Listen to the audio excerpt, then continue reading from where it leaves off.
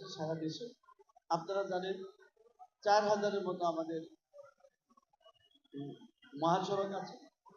আঞ্চলিক সড়ক মিলে সর্বমোট প্রায় 21,000 কিলোমিটার।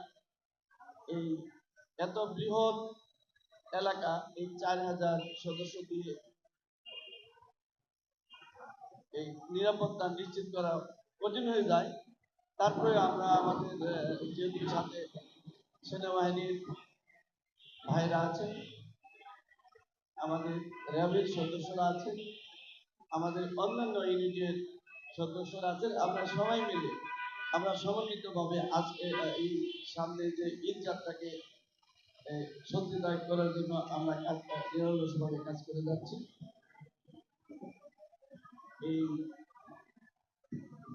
এ পর্যন্ত ঈদ যাত্রা ভালো হয়েছে, তবে এবারে একটু ভিন্ন যে বৃষ্টি হচ্ছে। যদিও রেডি সিজন সামনে, কিন্তু আমি বলবো যে ওই ইয়ের মতোই বর্ষাকালের মতো ওই বৃষ্টি হচ্ছে। এই বৃষ্টির কারণে এবার একটু আপনার দুর্ঘটনা, বেশ কিছু দুর্ঘটনা ঘটে গেছে।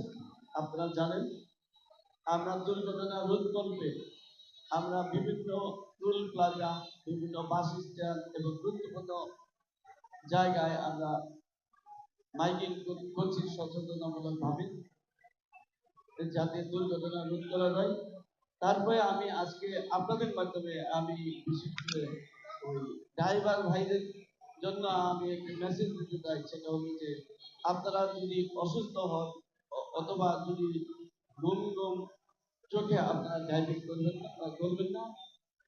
আর স্পিড কন্ট্রোল রেখে আপনারা ড্রাইভিং করবেন।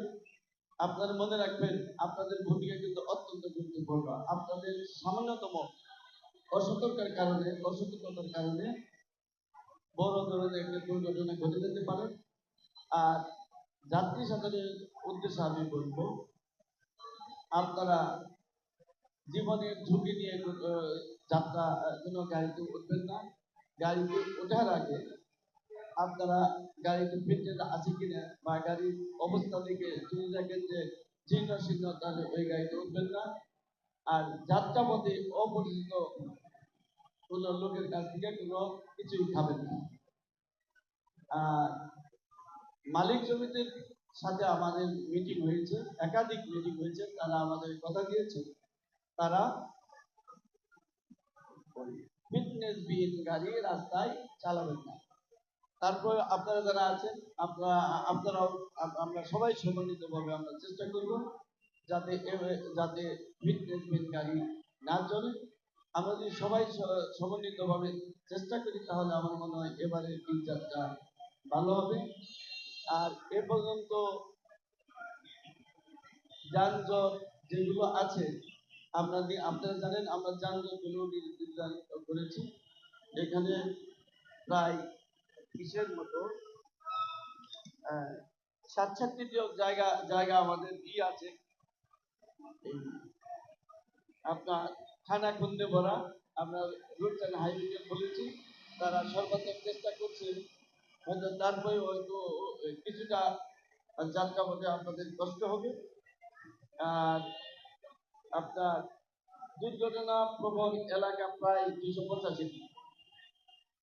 এখন এই দুর্ঘটনা প্রবণ এলাকা যাতে নির্ধারণ করা যায় সেটাতে কিন্তু আমরা একটু কাজ করেছি। আমাদের একটা পুলিশ হাই অফিসের একটি ওয়েবসাইট আমরা এ মাসে লঞ্চ করেছি। আপনারা যদি সেখানে জানেন কিনা, আপনাদের কি জানা আছে কিনা জানি না, hioffice.com.pd এখানে যদি যান যে আপনারা দেখতে পাবেন। এখানে আমরা আপনাদের সেবা দেওয়ার জন্য বেশ কতগুলো এখানে সেবার কার্যক্রম আমরা হাতে নিয়েছি, আপনারা সেটা দেখতে পাবেন। এখানে দুর্ঘটনা প্রবণ এলাকাটাও এখানে দেওয়া আছে। সেখানে দেখলে আপনারা যদি যাত্রাপথে যদি এই দুর্ঘটনা প্রবণ এলাকায় যান তাহলে দেখবেন যে লাল ব্লিঙ্ক হবে, লাল রঙের। আপনারা এটা দিয়েও আপনারা এই করতে পারবেন, এই দুর্ঘটনা কবলিত এলাকা কোনটা এটা আপনারা জানতে পারবেন। আর এ পর্যন্ত আমরা যেটা করেছি, আমাদের হাইওয়ে সংশ্লিষ্ট 229টি হাট আছে, ধরুন পশুর হাট, এর মধ্যে গুরুত্বপূর্ণ এবং স্থায়ী হাট আছে 54টি। আর আমি আশা করছি যে আমাদের যে প্রস্তুতি তাতে আমরা এবারে ঈদ স্বাচ্ছন্দ্য পূর্ণ হবে, তারপরে আপনার যানজট মুক্ত হবে, স্বাচ্ছন্দ্য হবে এবং ঈদমুখ হবে, এই আনন্দমুখ হবে। আমি আর বেশি কথা বলছি না, হয়তো আপনাদের একটু প্রশ্ন করবেন, এই কারণে আমি আপনাদের কাছে ছেড়ে দিচ্ছি। এখন আপনারা কিছু বলতে পারেন।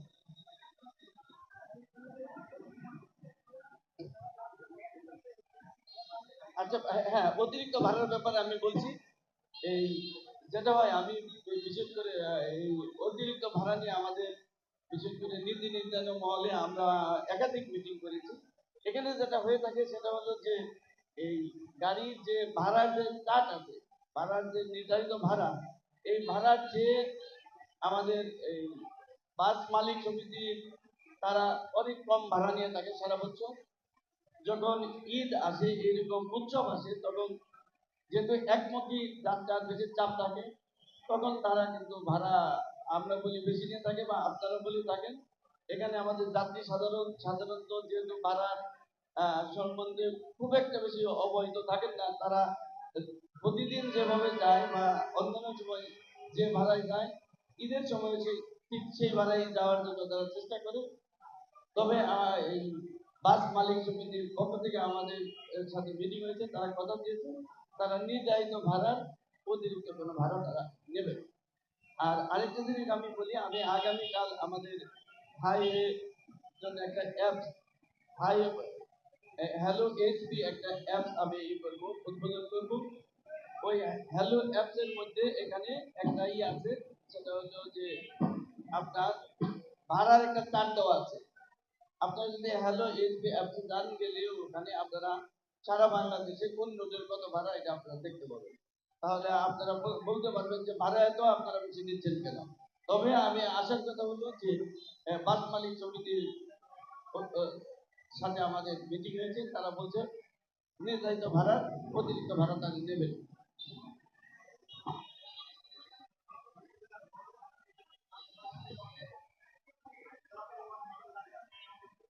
জি জি, আপনারা হ্যাঁ, ধন্যবাদ আপনার এই প্রশ্নের জন্য। আপনারা দেখেন, এই থ্রি হুইলার আমাদের এখন ডলার কাটা হয়ে গেছে। এ পর্যন্ত 40 লক্ষের অধিক থ্রি হুইলার আমাদের হয়ে গেছে। হাইওয়েতে থ্রি হুইলার অবৈধ, হাইওয়ে আঞ্চলিক বা অন্যান্য রোডে কিন্তু এই থ্রি হুইলার বৈধ।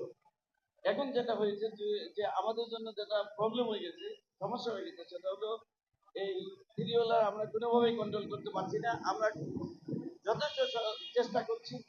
তারপরে যেটা হয়েছে, আপনার রাস্তার যে রোড ইঞ্জিনিয়ারিং, এখানে কিছুটা রয়ে গেছে, ত্রুটি রয়ে গেছে। যেমন আমি যদি বলি, ঢাকা চিটাগাং রোডে 250 কিলোমিটারের যাওয়া আসা, তার মানে 500 কিলোমিটারের মধ্যে 662টাই আছে ফিটার রোড আছে।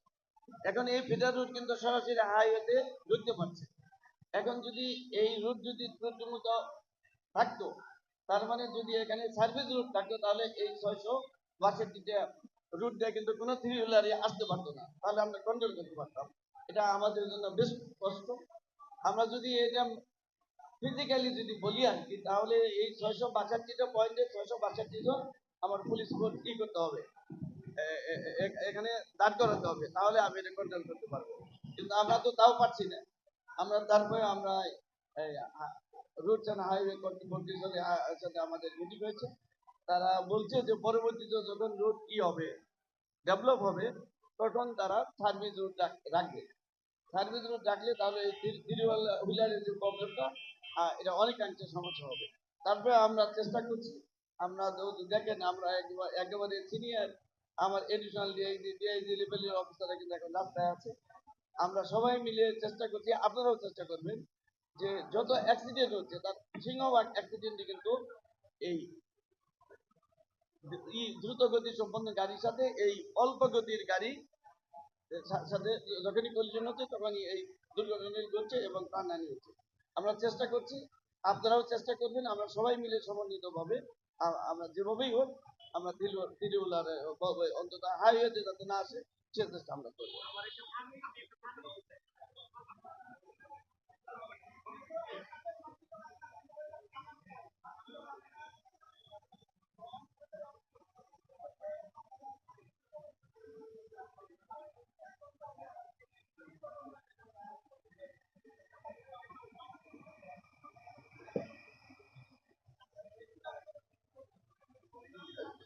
যাই হোক, আপনি যে প্রশ্নটি করেছেন ঠিকই বলেছেন, তবে গত ঈদে কিন্তু আমাদের যানজটটা খুব একটা বেশি ছিল না। এটাও একটু হবে, আমি যেটা বলছি একবার হবে না তা না, যেহেতু বৃষ্টি হচ্ছে।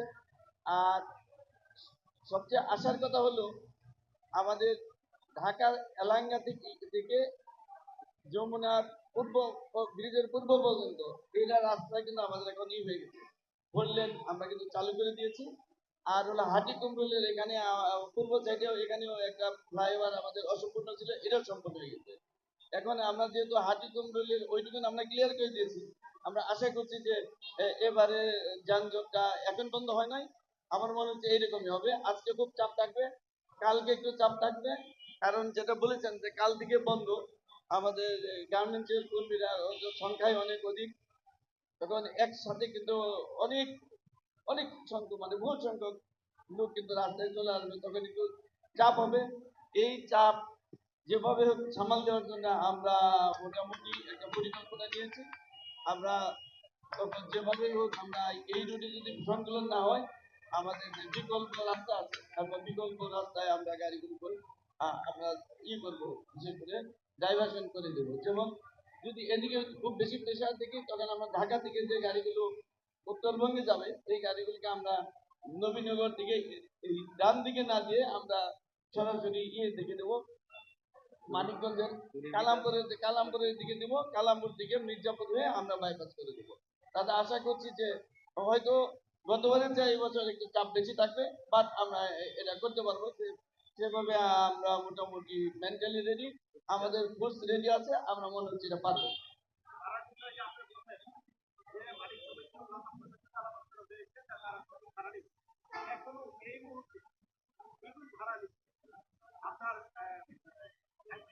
আচ্ছা ঠিক আছে, আমার এখানে আমি আমি যদি যদি হয়ে থাকে আমি এখনই কথা দিচ্ছি, মোবাইল কোড করে আমরা তাদের বিধি ব্যবস্থা নেব যদি থাকে। আমার এখানে এডিশনাল দিয়ে আমার এখানে ডিআইজি আছে, আমরা মোবাইল কোড করে যদি কেউ ভাড়া বেশি নেয় আমরা তাৎক্ষণিকভাবে আমরা ব্যবস্থা নেব, এখানে কোনো আপত্তি নেই।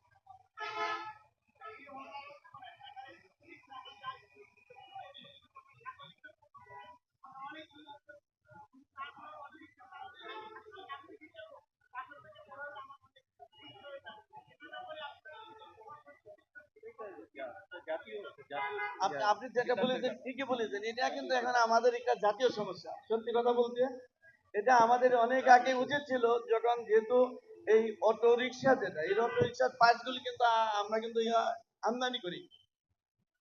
এটা নীতি নির্ধারণী মহলে আমার মনে হয় অনেক আগেই এটা বোঝা উচিত ছিল, আগে থেকে আমাদের সতর্ক হওয়া উচিত ছিল।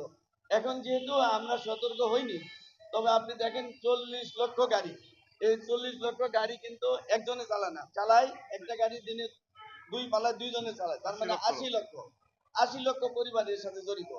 এখন যদি আমরা রাতারাতি এই 80 লক্ষ এই 40 লক্ষ গাড়ি বন্ধ করে দিই, তাহলে এই গাড়িগুলোর কিন্তু মূল্য কিন্তু 1-1.5 লক্ষ টাকা এক গাড়ি মূল্য, আমরা বন্ধও করতে পারছি না। এখন আমাদের বললামই এটা আমাদের জন্য গলার কাটা।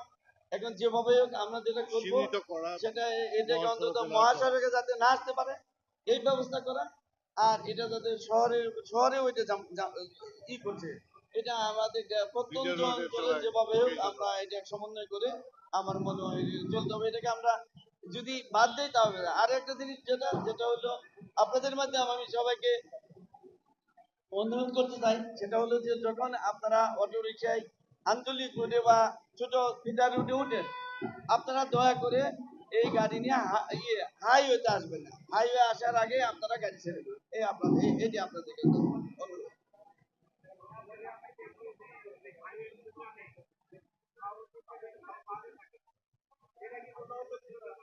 আচ্ছা ঠিক আছে, সাউন্ড সিস্টেম এটা যেহেতু যেহেতু একেবারে অস্থায়ী বিদ্যুৎ, বরাবরই হচ্ছে।